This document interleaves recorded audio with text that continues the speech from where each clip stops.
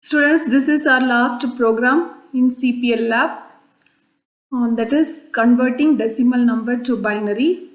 The question is, I have to implement recursive function for decimal to binary conversion. Decimal number is to the base 10 and binary number is to the base 2.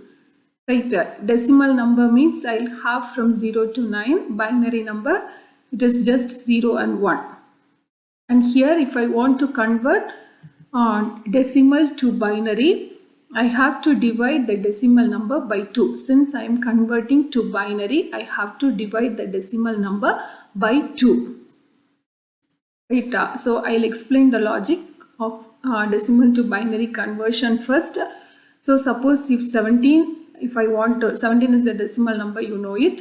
And if I want to convert this 17 to binary, what I have to do? First divide 17 by 2.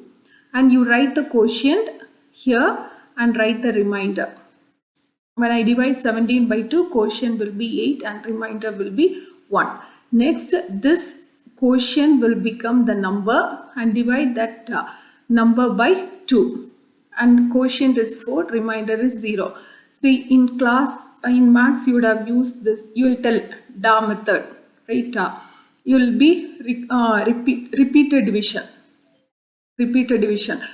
Next, you will take this and divide by 2. Quotient will be 2 and remainder is 0. Again, it is repeated division. Take this quotient as the number and divide by 2. Quotient is 1 and remainder is 0. And then when you divide 1 by 2, quotient becomes 0 and 1 is the remainder. And I have to write the result from last to up. Right? So here it is 1, 0, 0, 0, 1. Right? So my first remainder will be LSB. LSB means it should come at the right hand side. And last digit should be my MSB. MSB is most significant bit, that it should come as the left side. So from left to right means this should be the leftmost digit, then 0, 0, 0, 1. From bottom to up I have to write. Now coming to this program, I have included the header files, and here as the question says, I have to implement recursive functions. Now what do you mean by recursive function? Function calling itself is known as recursive function. So here also, along with main, I am having one more function known as convert decimal to binary. Convert decimal to binary. So we are having two programs with functions. One is prime and the other one is this one. Right? So you can write the functions after the header file. Complete function definition after the header file. If you are writing the main function first, before the main, you have to declare your function, because inside the main, when you call this function, your program may not be knowing that you have such a function. It will show you error. For that, what you can do is like, if you are writing the main function first, you have to do the declaration that there is a function after main. I'm just indicating. Otherwise, what you can do, you can write the function definition first and then you can write the main, as we have written in the prime function. First you can write the function definition, then you can write the main function. If you want to write the main function first, just you have to declare this function. Declaring the function is nothing but your return type, function name. If there is any argument, you can specify that, and it should be end with semicolon. This is function declaration. What is this complete thing? This complete thing is your function definition. And what about this one? This is nothing but your function call. So three things: function declaration, function definition, and function call. Function call is you are calling the function. From here, control directly comes to the function. And where you are writing the complete function, That becomes the function definition, or I can say as function body. And what about this thing? This is nothing but function declaration. When you are writing the function definition after the main, I have to declare it. If you don't want to declare, what you can do, after the header file, just write the function definition first, then you can write the main function. Clear? So we are starting with main, and you are asking the decimal number from the user. You are reading it through scanf statement, and here this is my function call. You are calling this function with this n value.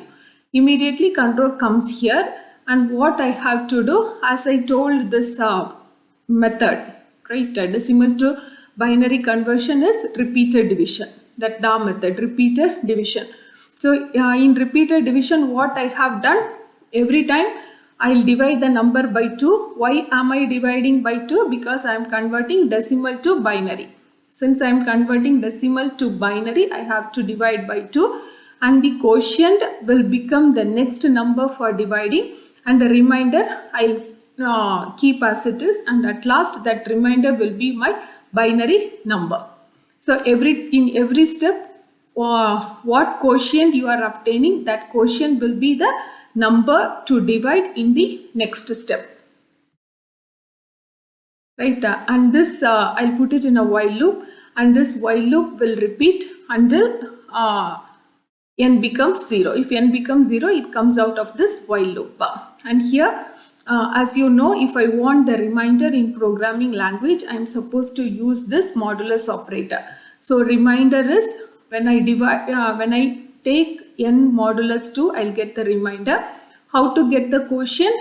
N here, this is written in a short way. If you want, you can elaborately write, that is n is equal to n divided by 2. N is equal to n/2. That is written short. Right, and here binary number is equal to binary number plus remainder into I.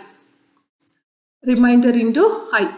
So here, as I said here, this is at last I have to write the number from bottom to top. So this will be in my 1 place, this will be in my 10th place, 100 place, 1000 place, and 10,000 place, as it goes on. Right? So first reminder, it should be in my 1 place. Second reminder, it should be in my 10th place. So what I'll do here in my program is binary number is equal to binary number plus, right, it is in short form, binary number is equal to binary number plus remainder into I. Right, remainder into I. In first step, I is equal to 1, and in the next step, right, next remainder, it should be in its 10th place. Right, so what I have to do, I have to multiply. Here also I is equal to I into 10. Right, I is equal to I into 10. So in the next iteration, this quotient will become my n. So n modulus 2 will be my remainder. So to the previous binary number, this current remainder into I will be 10. So in the next step, keep I incremented. So 10 into 10, it becomes 100. So next remainder, it should be multiplied by 100. Right, likewise it goes on, and at last I will be returning my binary number. What is the data type of binary number? Long. So here return type will be long. Return type will be long.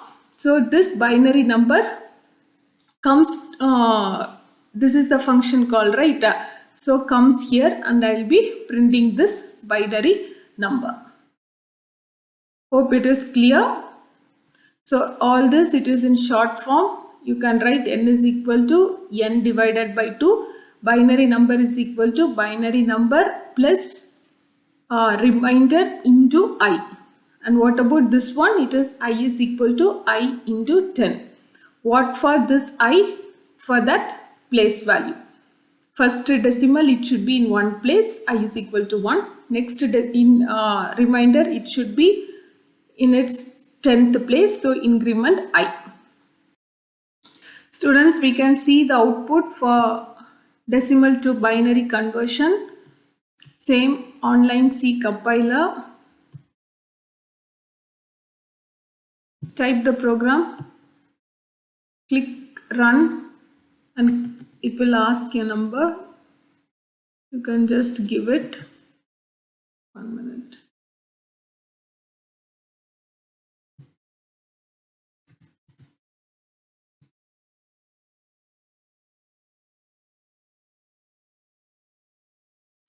Right, so 1 4 zeros 1 1 is the binary value.